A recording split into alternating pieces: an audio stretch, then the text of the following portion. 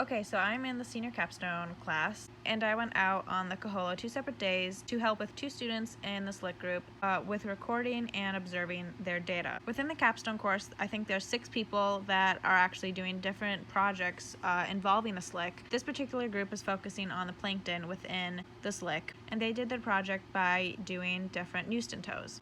So the SLIC is the convergence zone within the bay between the offshore and the bay water combining. It's very hard to find. You need to have light wind days, and even on light wind days, it's still hard to find. We, however, did find it this day. As you can see, there was that log that was floating in the water, as well as bubbles and leaves and other types of debris were visible from the boat, as well as a significant color change within the 2 waters converging. Within their Newston tows, we found a sea hare, which was really cool to look at. One thing that I found interesting within the ecological interaction or process of the SLIC was that lots of juvenile fish, or even the sea hare we found, use the SLIC and the debris in the area, like that large log that we found, as protection from any type of predation that can occur in the open ocean. The convergence zone is kind of like a protective area. It was very interesting to observe.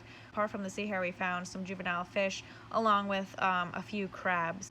So one thing that I am still curious about is the microplastics within the SLIC, because this particular group was looking at the different plankton. I think there's another student that is working on microplastics. However, I haven't seen their data, so I don't know what they ended up doing. Looking at the microplastics is one thing that I would be interested in, like the different sizing or how much there is. A hypothesis would be that if you put the Newston tow within the SLIC waters, you would have a lot more microplastic abundance as opposed to offshore waters or in-bay waters taken on the same day, that there would just be a lot more abundance in the SLIC itself.